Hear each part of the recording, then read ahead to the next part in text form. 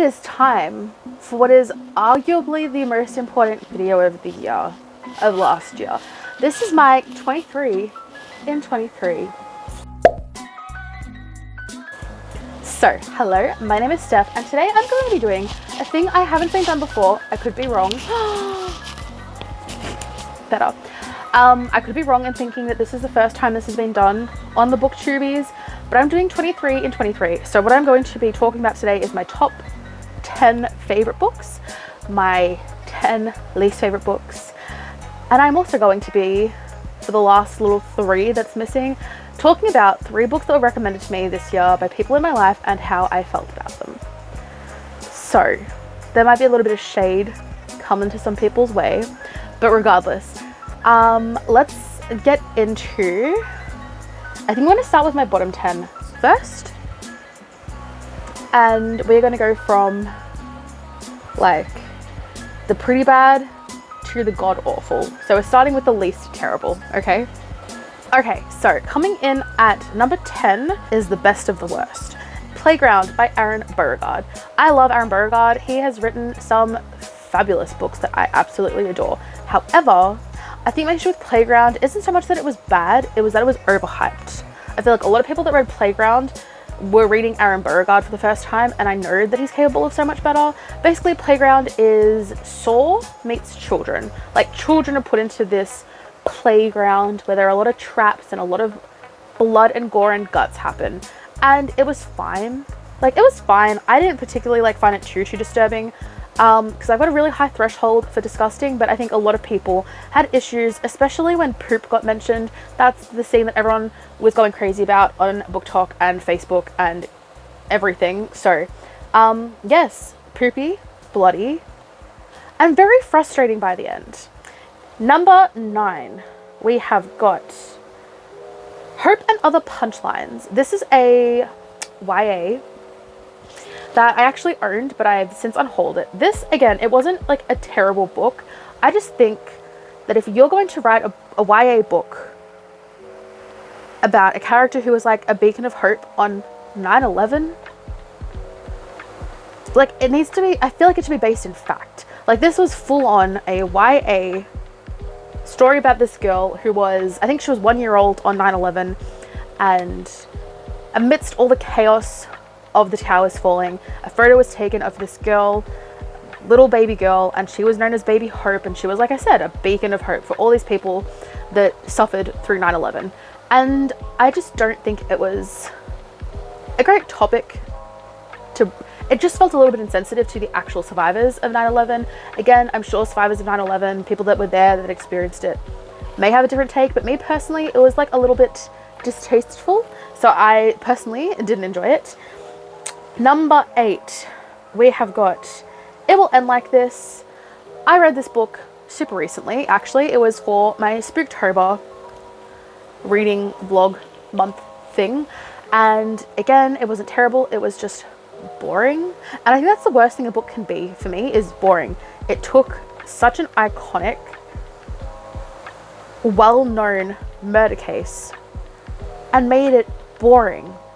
But like, I think it was only boring because it was YA, but like, young adults can read about real life horrors. It was average at best. That has also been unhauled since my video.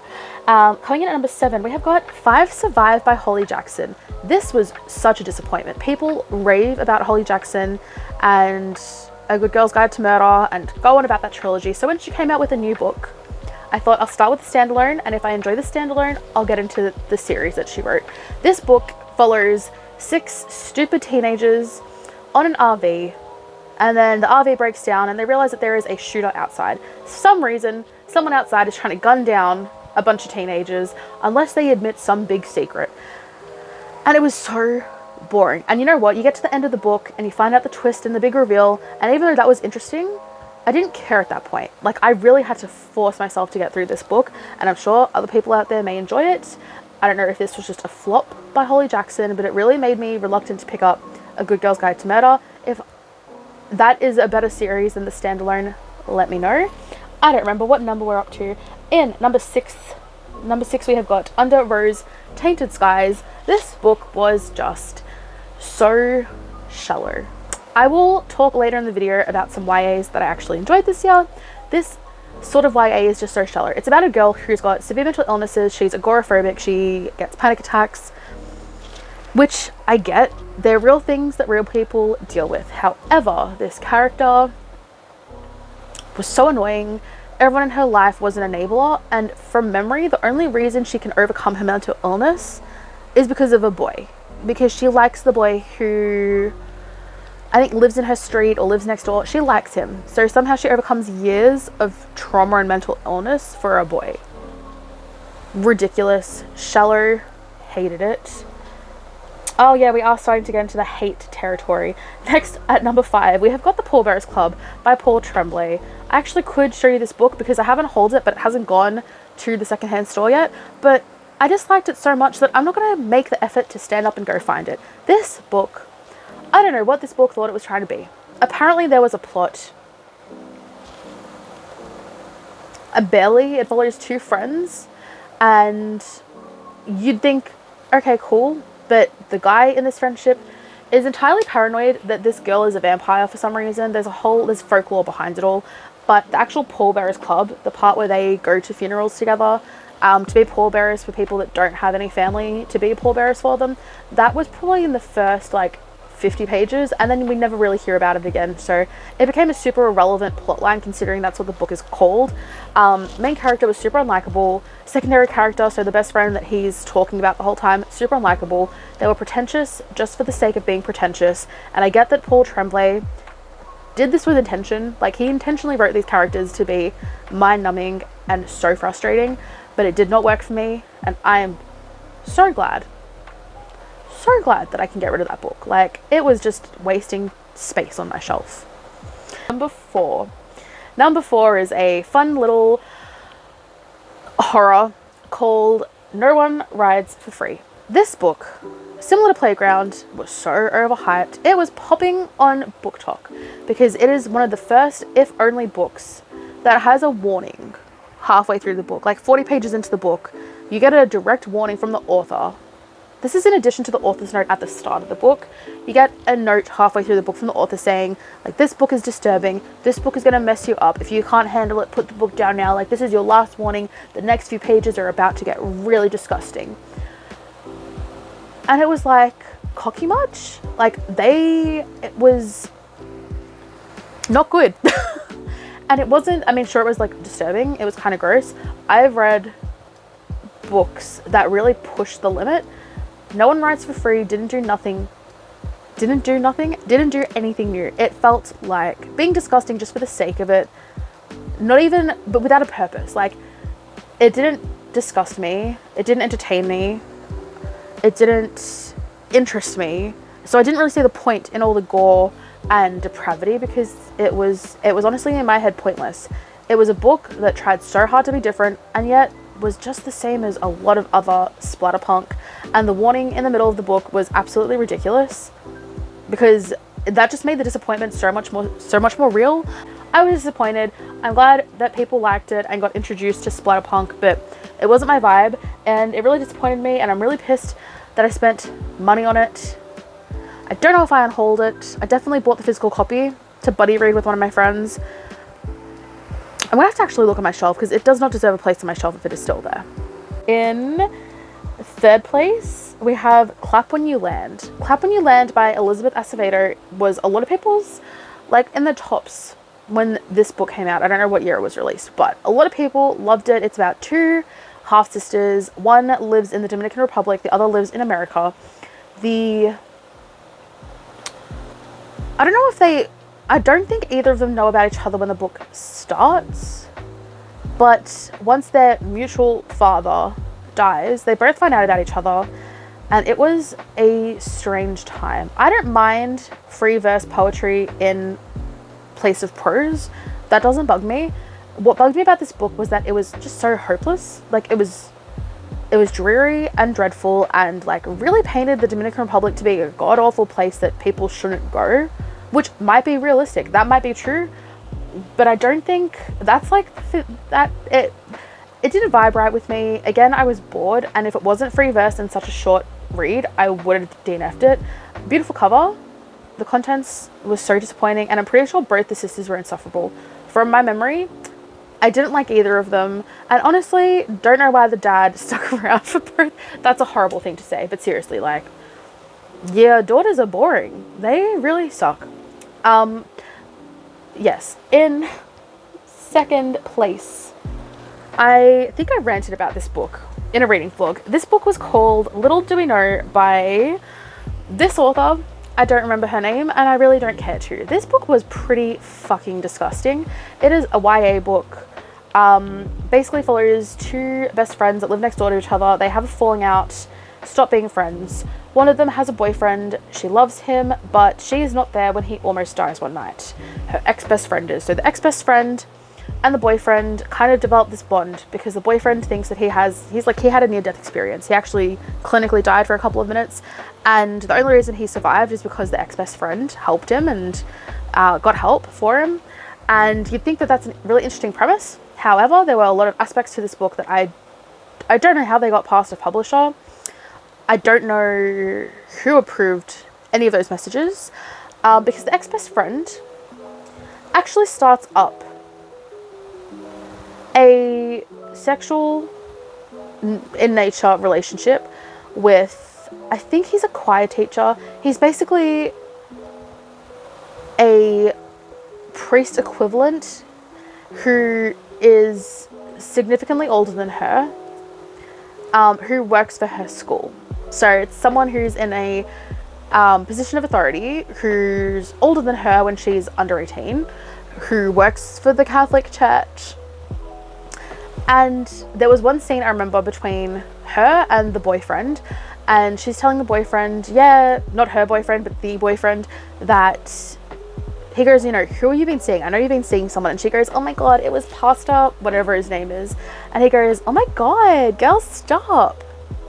How about call the police? How about tell her parents? How about try and convince her why this relationship is a bad idea, because it's basically glorified pedophilia.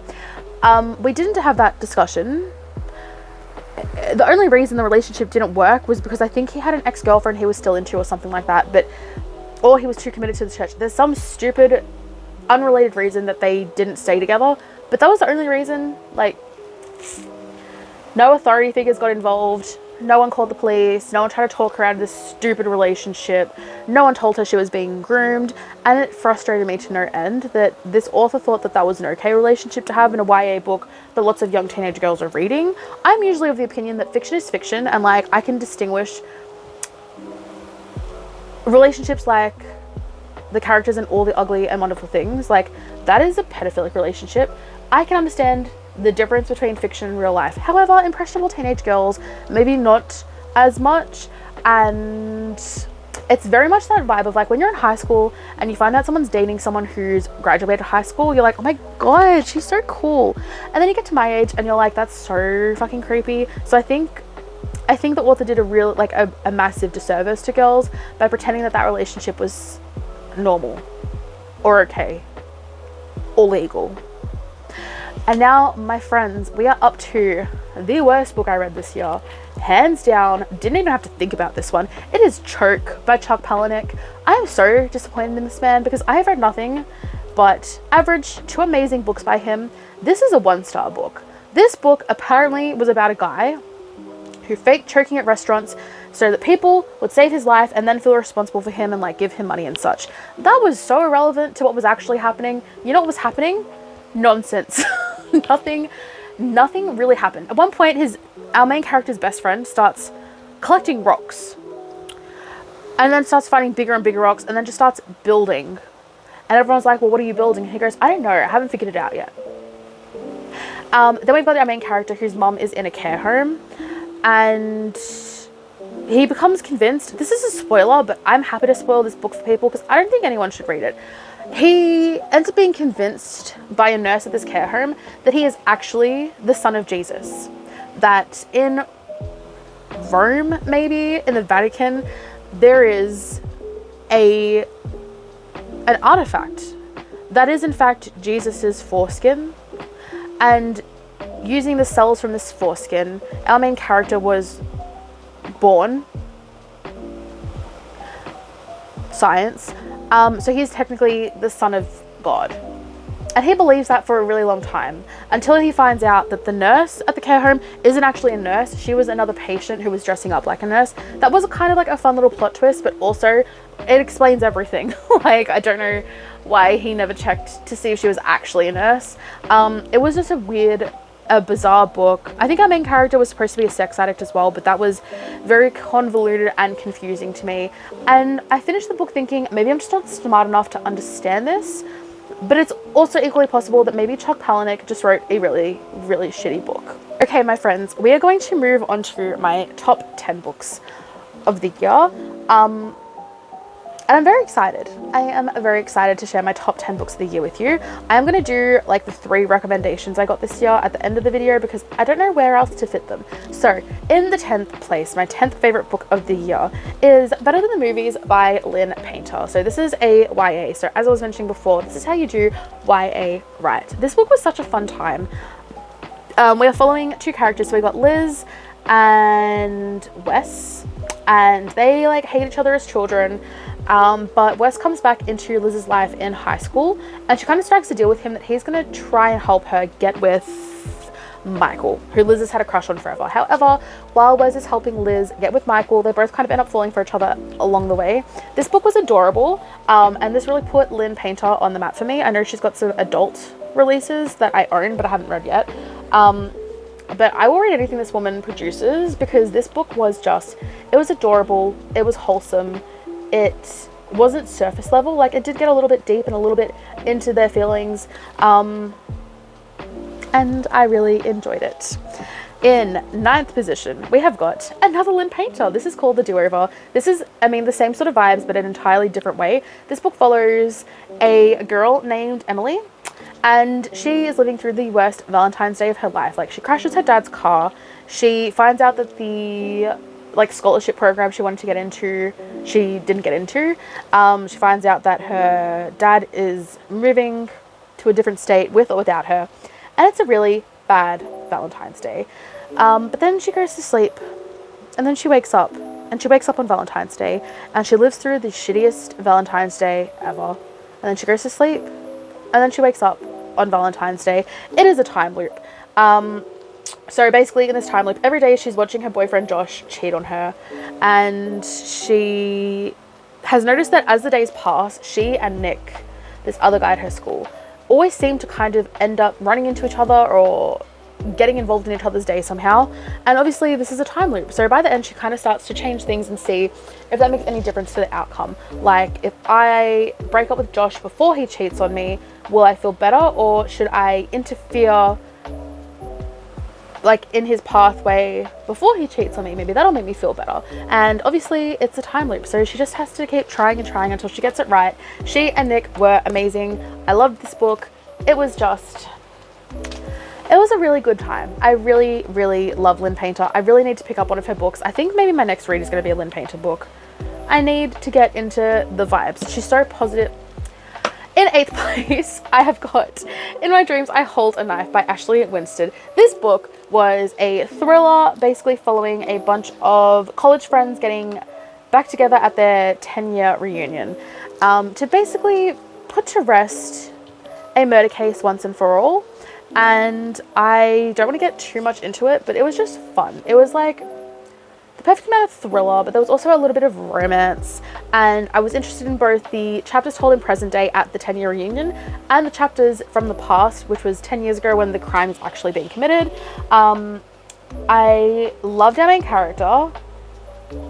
I'm actually not going to say anything more about her. I liked our main character. And yeah, I had a really, really good time with this. And again, I've got Ashley Winstead's newest releases and I haven't read them yet. So this might be the year of like catching up on the new releases of authors that I love, because this book really sold me. In 7th place, I have got The Passengers by John Mars. This book is, again, a really fun thriller. This follows a bunch of people in the future where cars are self-driving, but like to the extreme. Like, you literally just sit in the car, it drives, it does everything for you. You can eat in the car, you can vlog in the car, you can do whatever you want in the car.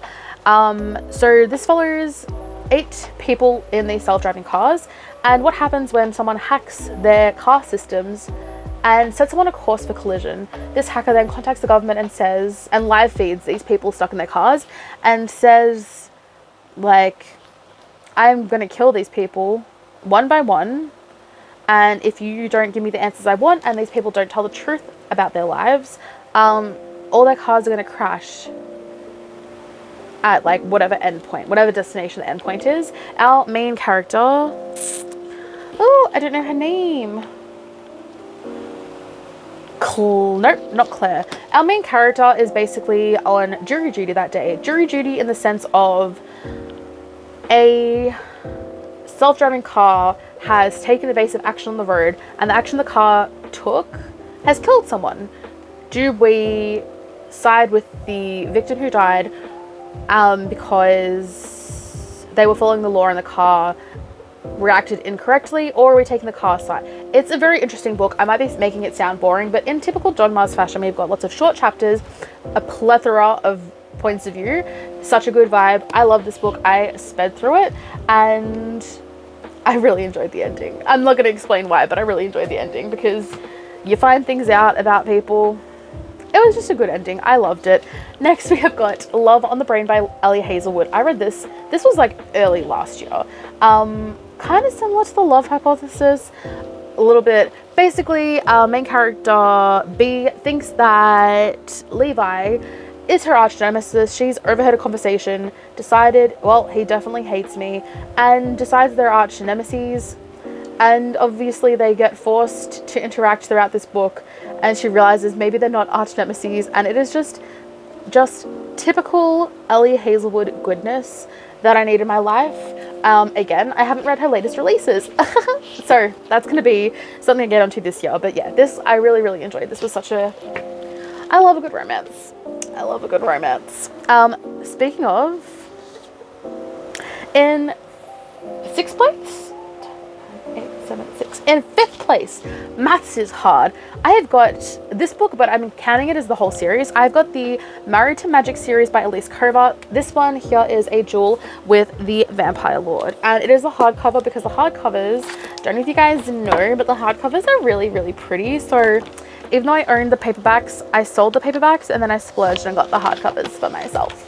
This series is so fun. Each book in this series is following some sort of situation, basically, where a human ends up married to a supernatural creature. So the first book deals with elves, if I am correct in my assumptions. Let me double check that. Yes, so the first book is a deal with the Elf King. Then we've got a dance with the Fae Prince. Then this one, which is Vampire Lord. And then the next book, which I own but haven't read yet, is a duet with the Siren Duke. So each book follows a different kind of supernatural creature, and follows usually some unsuspecting human who A, didn't even know the creature existed, or B, has heard really terrible things about them and is really scared about entering a marriage. It's usually a marriage of convenience, or like they've accidentally bound themselves to each other. But they're just really fun books. I really like this one because I'm a vampire queen. I liked this book, I think, more than the other two because her family was a little bit involved in the vampire world. Like in the first 2 books, it's like human world and supernatural world are very distinct and kept apart. But in this one, there was like a little bit of crossover, which I enjoyed. But also, look at the beautiful cover. I can't wait to read the new book with the Siren Duke. The only reason I'm put off is I do not like the cover. Insert cover here. Like, how are you going to compare? Like, what is this? This was such a good cover. But yeah, this is a really good series and I'm going to keep reading them and recommending them. They were good vibes. They were good vibes. In 4th place, we have got Mirrorland. It's Mirrorland, but if you listen to the audiobook, it's Mirrorland by Carol Johnston. This book was super interesting. We follow twin sisters, and the book starts when one of the sisters, what is her name? Kat gets a call that her twin sister Elle has disappeared and is basically assumed to be dead. So Kat goes back to the house they both grew up in, where Elle was most recently living, and tries to figure out what the fuck has happened to her sister. And this book, my friend Lita did not enjoy this book, but my friend Sarah loved this book, but my friend Brian didn't really love this book. So I think this might be a bit of a controversial one. I loved it. This book is so atmospheric. Maryland itself, the house, all of the different rooms in the house. Like, this is a thriller that has a map, which is how you know, like, shit's gonna get wild. And yeah, I don't know how to explain it other than atmospheric, gothic, creepy, unsettling, but also tied up literally every single loose end. I adore this book, and I'm kind of glad I recommended it to people, even if they didn't enjoy it. I think it is definitely an experience, regardless of if you like the story or not. And that was Maryland. In the third place, we have got, I don't know if I'd call this a thriller or a horror, but it is The Lost Village by Camilla Sten. This book is like a perfect mixture between The Blair Witch Project and Midsummer. It follows a group of friends who go to investigate this place called the Lost Village. So in 1959, our main character's grandma's entire family disappeared. So the grandma had left the town, but her entire family that still stayed in the town completely disappeared. The entire town disappeared, save for a single baby that was left in the town school crying. And obviously this woman has a connection to it, like her grandmother came from this town, so she wants to investigate it with a bunch of her friends. So they've got their cameras and they start checking things out, and things start going wrong very, very quickly. And I really enjoyed it. This book was really fun. It was like a found footage movie in book form. The characters, most of them are fun, but of course it's a thriller / horror, so you're always going to have that one character where you're like, you're so stupid, like, why can't you just follow what people are telling you to do? But it was just so good. This was a massive success from Spooktober. The twist was fun. The little bits and pieces you learn along the way were really fun, because you do get some chapters from the past perspective about what's actually happening in the town leading up to them all disappearing. And I haven't recommended this to anyone, but like, if you're watching, I recommend this to you. This was a good, fun horror time. The next two books, top 2 books of the year, I have tossed back and forth about which one deserves to be in which place. But I think I know what I have to do. Which means in second place, I have got The Shadows Between Us by Trisha Levenseller. This book it is a Slytherin romance. It is straight up a Slytherin romance. This book, literally, let's. This is the fucking dedication at the start. For Becky, I can't think of anyone more deserving of this Slytherin romance. Thanks for reading it first. And then you've got like a little quote to sum up the book. It's cool not growing old. I like being the eternal stud. Damon Salvatore, The Vampire Diaries, Season 1, Episode 4. This book follows our main character. What's her name? I suppose her name isn't super relevant, but it's Alessandra. Alessandra basically is a bit of a playgirl. Like, she gets into like light, flingy kind of relationships because she likes the presents these men give her. But one day she decides she's going to set her sights higher. She's not playing around with like jewelry here and there or some chocolates. She's decided that she is going to woo the Shadow King. She's going to woo the king of the country, convince him to marry her, make him think he's in love, and then she's going to kill him and steal his kingdom for herself. This queen was so ambitious, and at the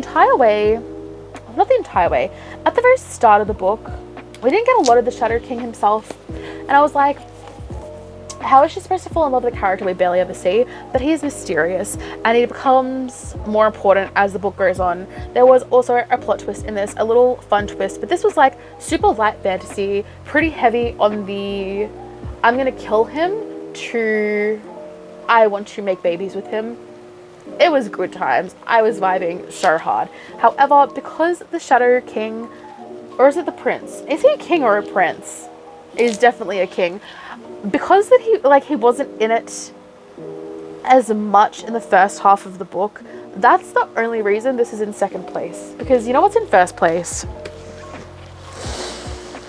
In first place, I have got Kingdom of the Wicked by Kerry Maniscalco. This book, this series, hands down favorite of the fucking year. If you haven't read this series, I don't know what you're sleeping on this for. This series is magical, iconic, sexy, a little bit smutty, super fun, super violent. It's just a super good time. So this book, Kingdom of the Wicked, is the first book in the trilogy. This book follows twin girls. Well, it doesn't really follow both of them. We have got twin sisters named Amelia and Victoria. And when they are kids, or since they've been babies basically, their nonna has told them, do not fuck with the princes of hell. So there are 7 princes of hell, 1 for each of the deadly sins. And their nonna says, don't do anything that has anything to do with the princes of hell. They will use their words to trick you, and then they will destroy your lives. Don't fuck with the princes of hell. And they're also established as witches. I should have mentioned that. Anyway, cut forward to present times. They're living in Sicily, and Amelia stumbles upon Victoria's dead, mutilated body, and she starts off by being sad and then decides that she's out for revenge. Like, she's not sad anymore. She stops being depressed and starts being angry. Like, who the fuck did this to my sister? So she does the only thing she can think of. She reaches out to a prince of hell to help her solve this murder. And who does she summon? But Wrath. Wrath is the main sin that we follow in this series. Wrath and Amelia, I mean, I guess you can tell by my tone, but the vibes from these as a couple, like, I died every time they interacted in this book. So I actually own 2 copies of this trilogy. I have got my like OG paperbacks that I've tabbed and highlighted to smithereens. And then I've got my Barnes & Noble exclusive editions, which I have painted the edges to kind of match the covers. And I also have some fun, oh hello, some muddy page that I opened it up on. I've got page layovers. So these are like my beautiful copies, but my OG paperbacks are my beloved copies. Either way, so my friend, this is the first of my recommendations as well. My friend Lita recommended this book to me, and it somehow managed to end up being my favoriteest book of the year. And my friend Sarah read this book, read this series, and she also really, really loved it. So, top book of the year. Congratulations, Kerry Maniscalco. If you want, I will send you a signed photo of myself. Joking. Top book of the year, and the first of my 3 recommendations, which is kind of cheating because it means I'm only telling you guys about 22 books this year and not 23, but this was a recommendation from Lita. Thank you, Lita, for changing my life in what is one of the best ways possible. Next we're going to go to a not so good recommendation, and sorry for calling you out, babe, but my bestie Sarah recommended June 1st by Jennifer Hartman, which, I mean, I thought it would be an easy 5 stars because I read Still Beating by Jennifer Hartman and I really enjoyed it. June 1st, while it did not make my worst 10 books of the year, it was pretty damn close. I had a lot of issues with June 1st. My biggest issue is that it is such an icky relationship. I think that there is a way to get away with adopted siblings. There is a way to get away with foster siblings. This book did not get away with it. This book was, I mean, hearing like a 4 or 5-year-old talk about his adopted sister like she is the only thing in the world that matters to him, it almost felt like incestuous as fuck, but it also kind of felt like, even as a kid, it was more than a platonic love. And because it felt like a romantic love when he was so young, and because he was her older adopted brother, it also felt kind of groomy, and it made me very uncomfortable. I've read a lot of fucked up romances. I've read a lot of taboo romances. I've read romances, like I said, between adopted siblings or foster siblings, or in one case, possibly even a half sibling. Maybe not. But none of those have ever given me the ick as much as June 1st. So me and my friend Sarah have very different opinions. Like, she raved about June 1st for months. And I don't know if it's because she overhyped it, but it just was not the vibe. I owned a copy of June 1st, and guess what, guys? I sold it because I didn't like it. It was not my vibe. And the last book I'm going to talk about in this video was actually a recommendation from my mum, who doesn't watch my channel. If she ever does, hi mum, thank you so much. The book she recommended me is actually, it's technically one that I bought first.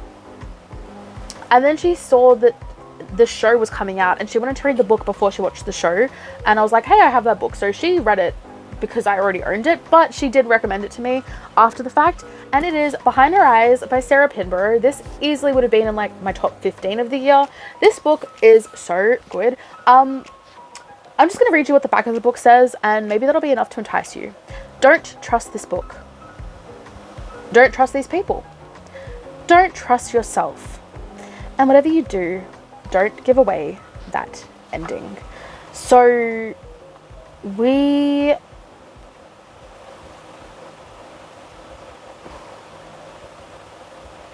follow Louise, I think is our main character. She basically becomes friends with, hang on, I'm actually struggling to remember this book. I remember the ending, I don't remember the setup. We're following Louise. She's a single mum. She, I think, meets a man named David who is successful and charming and attractive, and they kind of start up a little bit of a thing before she realizes he's married.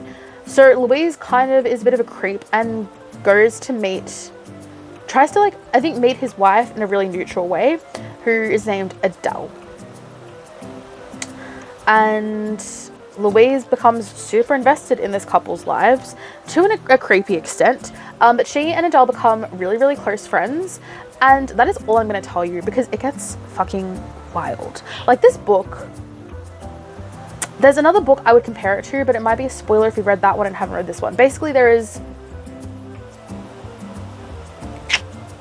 2 other books I've read in recent history that have a similar-ish ending to this, entirely different, but similar enough that after reading this one, I read a different book and I thought, hang on, this is like a little bit familiar. Maybe not the plot, but definitely the vibe. Either way, I'm just ranting at this point, but I would highly recommend this book. It is kind of, you have to suspend your disbelief a little bit in this one, but it is so good. It is so juicy. And the ending, I was like, did I just read that? And then I reread it and I was like, okay, I can accept that. And then I read the next page and I'm like, okay, that's insane. So good, so good. So that was my 23 in 23, which was kind of technically a 22 in 23, but that's irrelevant. So yeah, let me know what was your favorite book of the year and your least favorite book of the year. And if you have any recommendations for me that I can add to my next year's recommendation section, that would be really cool of you. Or you don't have to. Live your life. Do whatever you want. I'm gonna go have a snack and have a nap because I am tired. And I hope you have an amazing day.